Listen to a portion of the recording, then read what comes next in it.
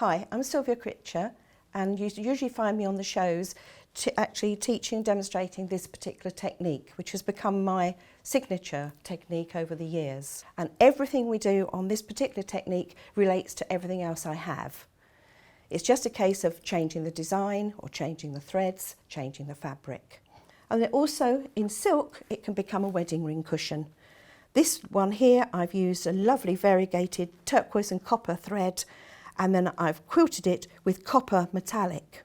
Now, when you're actually quilting these pieces, unless you're using metallic thread, you should always quilt in a soft colour that matches your background fabric. And the other thing you must bear in mind, don't use a fabric that's too dark, or you're going to lose that 3D lovely drop shadow effect. If it's very, very dark, you might as well just quilt it and forget the 3D. So if you're actually going to stitch with colour, you'll always quilt with background colour.